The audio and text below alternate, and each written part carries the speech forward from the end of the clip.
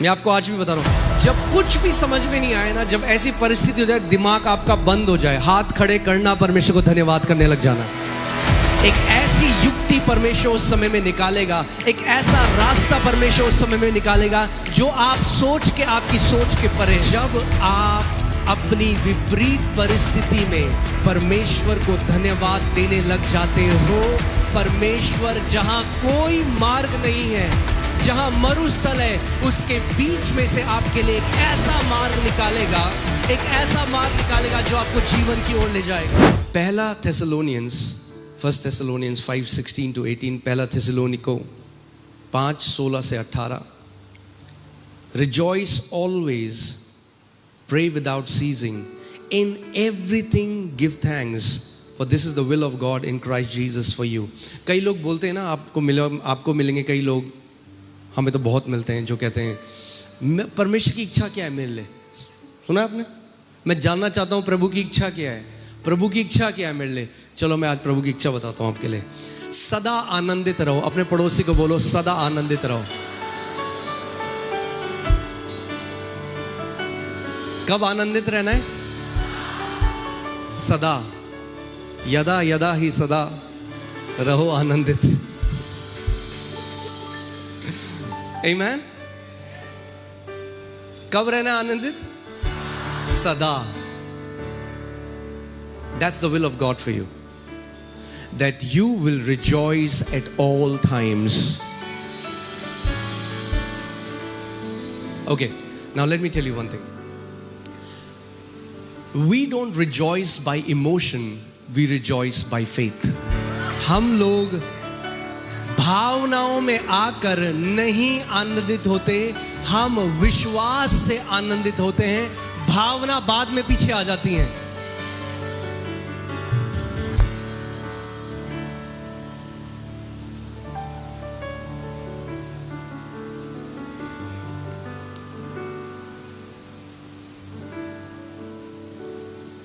Amen?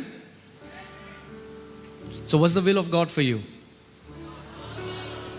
Rejoice always. मैं हमेशा ये बात बोलता हूं, अगर मसीह खुश हो जाए तो बेदारी आ जाएगी।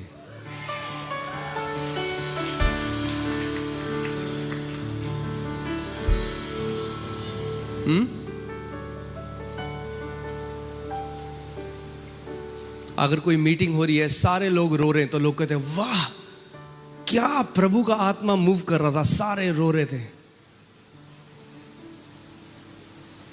और लोग हंस रहे हैं सारे, तो बोले अरे ये आत्मिकता थोड़ा है, वहां पे तो सारे हंस रहे हैं। The Bible says rejoice always. That means your heavenly father, this is his will. ये उसकी इच्छा है कि आप सदा आनंदित रहो।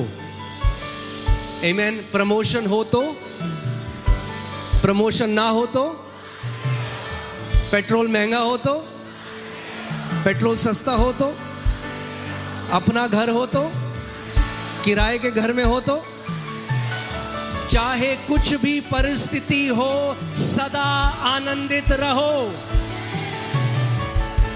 क्योंकि हमारा आनंद इस क्षण भर की परिस्थितियों से नहीं आता, हमारा आनंद अड़िग है उस बलिदान में जो मसीह यीशु ने आपकी और मेरे लिए करा है।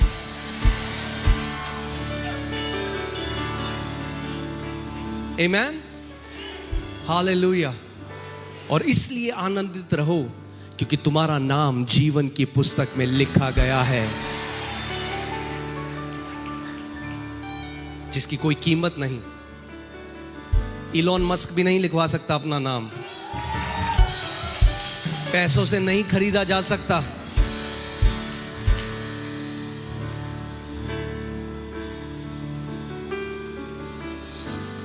आमीन। सो कब आनंदित रहना है? सदा। That means it's something that we'll have to learn. क्यों परमेश्वर का वचन कह रहा है सदा आनंदित रहो? क्योंकि हम स्वर्ग के प्रतिनिधि पृथ्वी पे हैं, और स्वर्ग में जो हमारे भाई बहन है, जो हमारा परिवार है, वचन कहता है the family in heaven and family on earth. एक परिवार स्वर्ग में है, एक परिवार पृथ्वी में है। स्वर्ग में लगातार क्या है लोग? आनंदित। और यीशु ने कहा प्रार्थना करो जैसे स्वर्ग में पिता की इच्छा पूरी होती है वैसे पृथ्वी पे भी हो। अगर स्वर्ग में हमारा परिवार सदा आनंदित है तो पृथ्वी में भी परमेश्वर का वचन कह रहा है तुम सदा आनंदित रहो।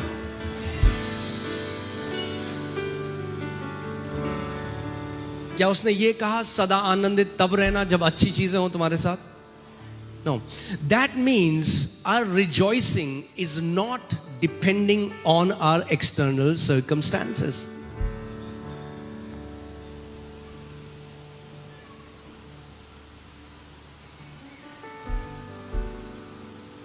सदा आनंदित रहो।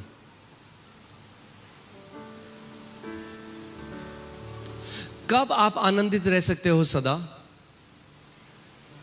जब बार बार आपका ध्यान उस चीज में जाता है जो मसीह ने आपके लिए किया है।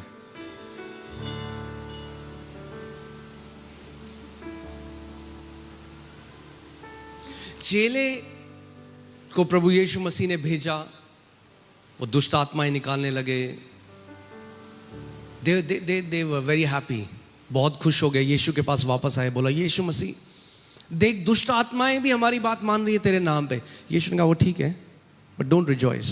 इसलिए आनंदित मत हो कि दुष्ट आत्माएं तुम्हारी बात मानती हैं, बट इसलिए आनंदित हो कि तुम्हारा नाम जीवन की पुस्तक में लिखा गया है।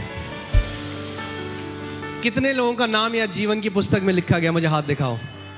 तो अगर तुम्हारा नाम जीवन की पुस्तक में लिखा गया है तो उसका प्रगटीकरण ये होगा कि आप सदा आनंदित रहोगे।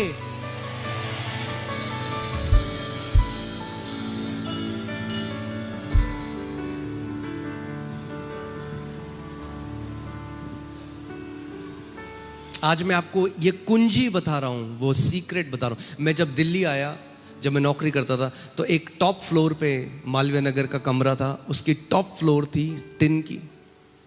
इतनी गर्मी होती थी, एक कूलर था, और दिल्ली की गर्मी आपको पता है। तो रात को जब नींद नहीं आती तो मग्गे में पानी भर के मैं बिस्तर पूरा गीला कर देता था। और उस टाइम में परमेश्वर ने मुझे सिद्धांत सिखाया।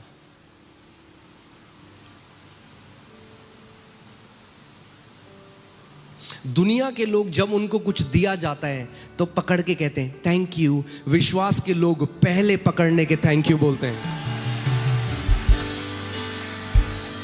हम अलग लोग हैं। आमीन। हम तब थैंक यू बोलते हैं जब कोई और नहीं देखता, मगर जो हम विश्वास की आंखों से देख लेते हैं।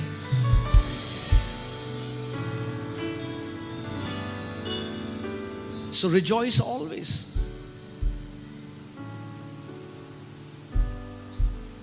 और उस टाइम पे मैं एक कॉल सेंटर में नौकरी करता था, और एक दिन हमारा जो बॉस है उसने सबको बुलाया। हम ज़्यादा लोग नहीं थे, 14-15 लोग थे। उस सबको बुलाया और बोला, सैलरी नहीं आई थी 2-3 महीने से,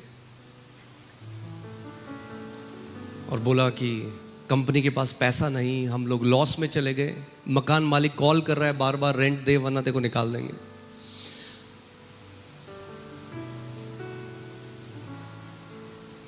उसने बुलाया, कहा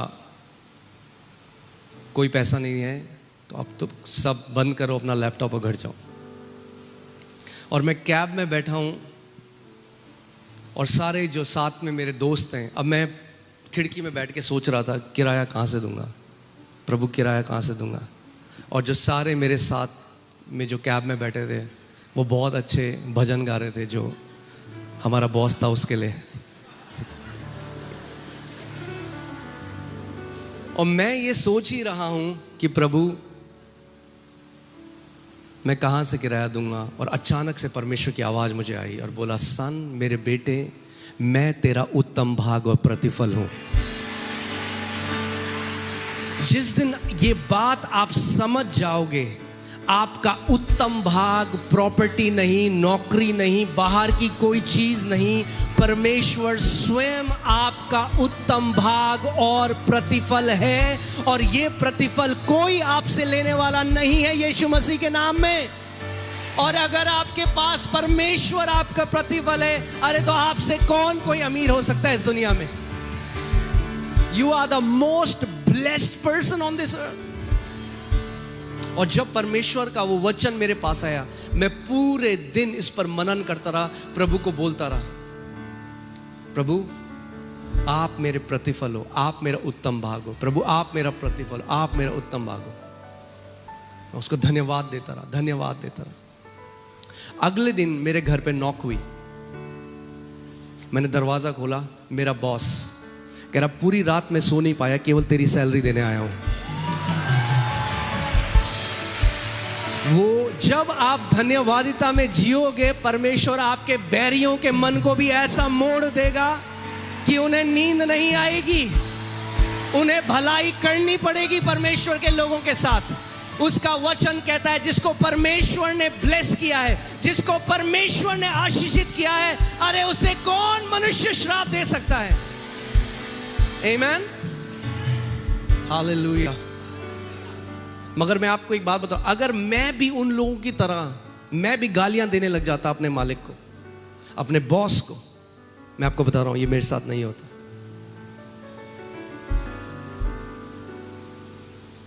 दाऊद कहता है अपने मुंह पे पहरा लगा दो, ताला लगा दो। Because so many people have aborted their miracles by their wrong. जल्दी से मूड खराब हुआ, कुछ भी अनाप शनाप बक दिया। दाऊद कहता है प्रभु ताला लगा मेरे मुंह पे। कई लोगों, अब सोचो, यूहन्ना बपतिस्मा देने वाला,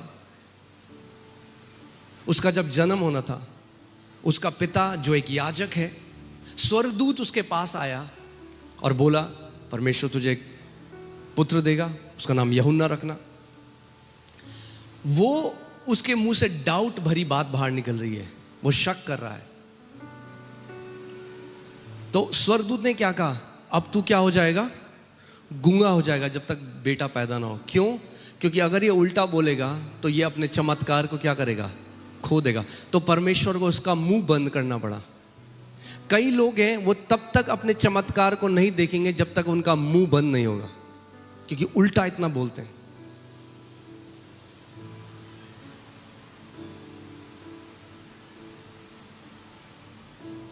आमेन, ये सिद्धांत है। आज हम वचन से देखें। मैं आपको बता रहा हूं, इसको प्रैक्टिस करो, अगले 3 महीने मुझे बताओ आपके साथ क्या होगा।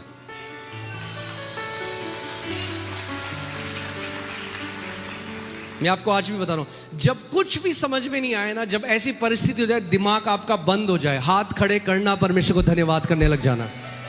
एक ऐसी युक्ति परमेश्वर उस समय में निकालेगा, एक ऐसा रास्ता परमेश्वर उस समय में निकालेगा जो आप सोच के, आपकी सोच के परे है। आप सोच नहीं सकते उसको, आप सोच नहीं सकते। और जब मैं उस टाइम में था, उस टाइम परमेश्वर ने मुझे ये सिखाने लगा। और मैं एक बार ऑफिस से घर आया, रात का समय था, और वो जो लॉक होते हैं जो डोर में ही होता है, अलग से जो ताला नहीं होता, और मैंने कहीं चाबी खो दी। अब मैं घर आया, रात का समय है, चाबी नहीं है, अब दरवाजा भी नहीं तोड़ सकते, वो काफ़ी मजबूत लॉक था। मैं सोच रहा हूँ मैं क्या करूँगा, बिल्कुल समझ में नहीं आया, कहाँ रात को गर्मी है, सीढ़ी के बाहर कैसे रहूँगा।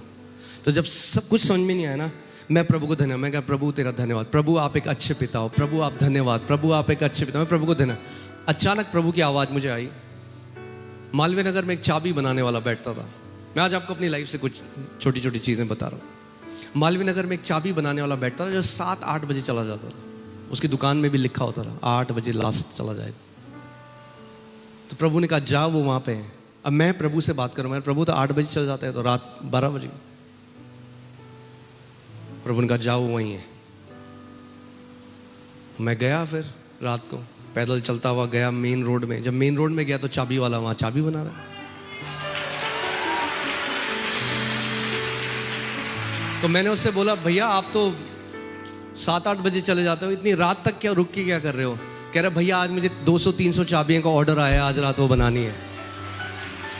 जब आप अपनी विपरीत परिस्थिति में परमेश्वर को धन्यवाद देने लग जाते हो, परमेश्वर जहां कोई मार्ग नहीं है, जहां मरुस्थल है उसके बीच में से आपके लिए एक ऐसा मार्ग निकालेगा, एक ऐसा मार्ग निकालेगा जो आपको जीवन की ओर ले जाएगा।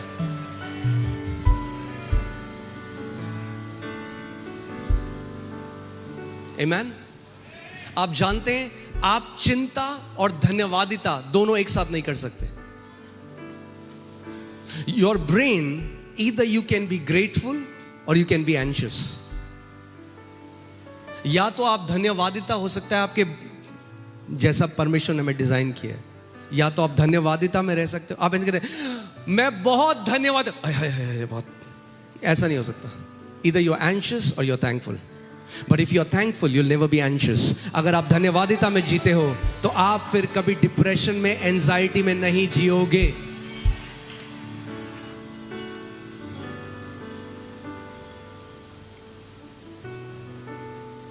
आमीन।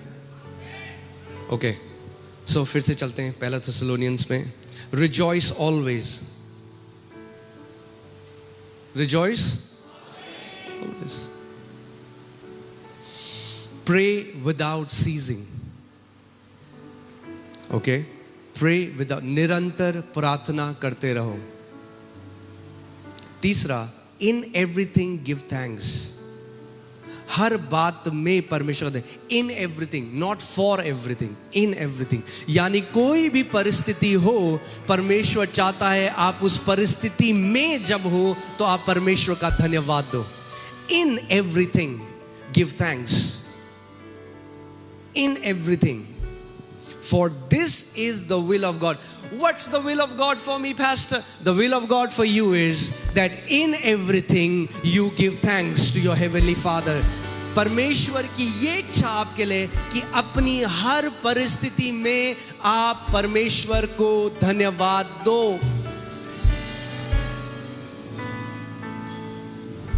Give him thanks. Give him thanks.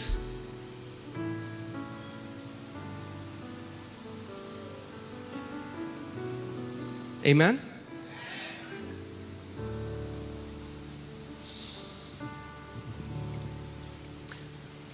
इस बात को मैं चाहता हूं अब थोड़ा हम स्पिरिचुअल में उसको, लेट्स गो थोड़ा आत्मिक जहां में हम लोग चलते हैं। सो आप इस बात को समझोगे। What happens is our awareness is arrested by so many things that are happening around us. जो हमारी चेतना है, हमारी चेतना को गिरफ्तार किया हुआ है जो आस पास आपकी चीजें चल रही हैं। पेट्रोल महंगा हो गया, लड़ाइयाँ चल रही हैं, ये हो गया, बीजेपी, कॉकरोच जनता पार्टी, ये वो सो, हाँ, इतनी सारी चीज़ें। And we are bombarded with information. क्या होता है, हम एक ऐसी पीढ़ी हैं, we are bombarded with information from every side. हर जगह से हमारे पास क्या जानकारी फेंकी जा रही है, हर जगह से।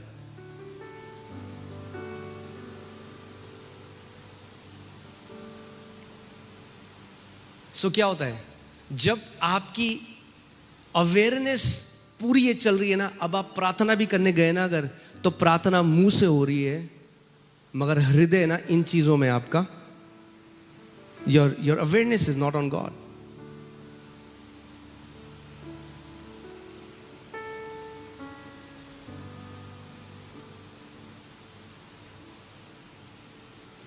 एक व्यक्ति मेरे पास आया एक बारी और कहने लगे कलीसिया में, कह रहा वो जो लड़की है उसने ऐसे कपड़े पहने थे, वो आराधना नहीं कर रही थी, वो लड़का जो है वो आराधना नहीं कर रहा। मैंने, तू भी तो नहीं कर रहा था। क्योंकि अगर असली में कोई आराधना कर रहा है उसके पास इतना टाइम नहीं होगा देखने के लिए कि बाकी कोई क्या कर रहा है।